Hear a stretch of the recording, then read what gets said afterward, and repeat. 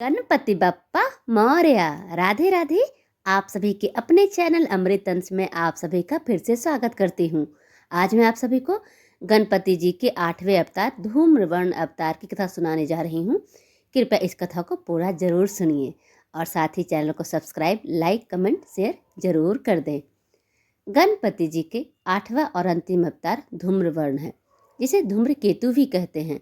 और यह अवतार कलयुग में अहंकार और अज्ञानता रूपी राक्षसों का नाश करने के लिए लिया गया था, जिसमें वो नीले घोड़े पर सवार होकर पापियों का संहार करेंगे और धर्म की स्थापना करेंगे।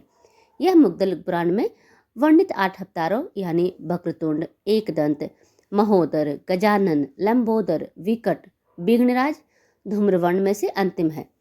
भगवान गणेश भले ही बुद्धि के देवता माने जाते हैं, लेकिन उन्होंने भी इस धरती पर 8 अलग अलग रूपों में अवतार लेकर पापियों का नाश किया है और धर्म की स्थापना की है।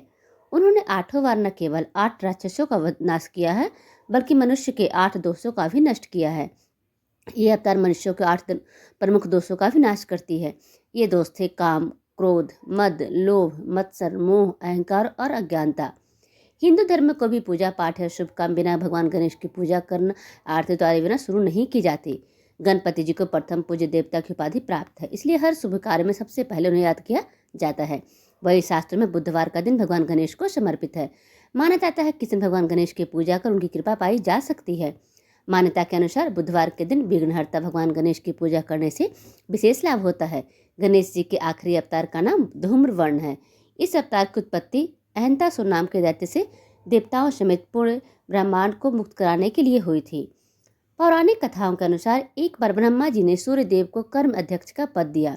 इसके चलते उनमें अहम भाव आ गया। इस भाव के आने से सूर्य देव को अचानक छींक आ गई। इसी छींक से एक दैत्य पुरुष प्रकट हुआ। वह दैत्य विशाल बलशाली था। वह दैत्य था। इसी के चलते वह दैत्य गुरु शुक्राचार्य का शिष्य बन गया। उसका नाम अहंतासुर पड़ा। यह दैत्य पूरे ब्रह्मांड पर कब्जा करना चाहता था। अहंतासुर ने यह इच्छा शुक्राचार्य के सामने व्यक्त की। उन्होंने अहंतासुर को श्री गणेश के मंत्र की दीक्षा दी। दीक्षा देकर लेकर वो वन चला गया और पूरे भक्तिभाव से गणेश जी के कठोर तपस्या करने लगा। अहंतासुर ने 1000 वर्ष तक श्री गणेश की तपस्या की। इसकी निष्ठा को देख भगवान श्री गणेश ने उसे दर्शन दिए। बप्पा ने उससे वर मांगने को कहा। तब अहंतासुर ने उनसे ब्रह्मांड के राज्य के साथ अमरता और अजय होने का वरदान मांगा। गणेश जी ने उससे मांगा हुआ वरदान दे दिया। अहंतासुर को यह वरदान मिलने से शुक्राचार्य बेहद खुश हो गए। इसके बाद अहंतासुर को दैत्यों का राजा बना दिया गया। फिर उसका विवाह हो गया। उसको 2 पुत्र भी हुए। अहंतासुर ने अपने ससुर तथा गुरु के साथ विश्व विजय की योजना बनाई। अपनी इच्छा को पूरा करने के लिए उसने काम भी शुरू कर दिया। उसने युद्ध शुरू किया, जिससे हर जगह हाहाकार मच गया। पृथ्वी पर अहंतासुर ने अपना आधिपत्य हासिल कर लिया। फिर उसने स्वर्ग पर आक्रमण किया। देवता भी उसके सामने टिक नहीं पाए।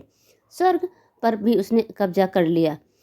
फिर पाताल लोक और नागलोक पर भी उसने कब्जा कर लिया। सभी देवताओं ने शिव जी से इस परेशानी से छुटकारा पाने का उपाय जानना चाहा। उन्होंने देवताओं को गणेश जी की उपासना करने का उपाय बताया।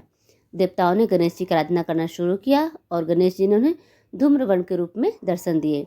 गणेश जी ने देवताओं को आश्वासन दिया कि वो उन्हें अहंतासुर के अत्याचारों से मुक्ति दिलाएं। देवर्षि नारद ने धूम्रवर्ण का दूत बनाकर अहंतासुर के पास भेजा गया। उन्होंने कहा कि अगर उसने अत्याचार नहीं रोके और गणेश जी की शरण में नहीं गया तो उसका अंत निश्चित है। लेकिन अहंतासुर नहीं माना। जब यह खबर श्री धूम्रवर्ण को मिली तो उन्होंने अपना पाश असुर सेना पर छोड़ दिया। इसके प्रभाव से असुर काल का ग्रास बनने लगे। यह देख अहंतासुर डर गया और शुक्राचार्य से उपाय पूछने लगा। दैत्य गुरु ने भी उसे भी श्री धूम्रवर्ण की शरण में जाने के लिए कहा। यह सुनते ही अहंतासुर श्री धूम्रवर्ण की शरण में चला गया और उनसे क्षमा मांगने लगा। इसके बाद ही श्री गणेश ने उसे प्राण दान दिए और साथ ही सभी बुरे काम छोड़ने के लिए कहा। कथा सुनने के लिए आप सभी का बहुत बहुत धन्यवाद। प्लीज़ चैनल को सब्सक्राइब, लाइक, कमेंट, शेयर जरूर कर दें। धन्यवाद।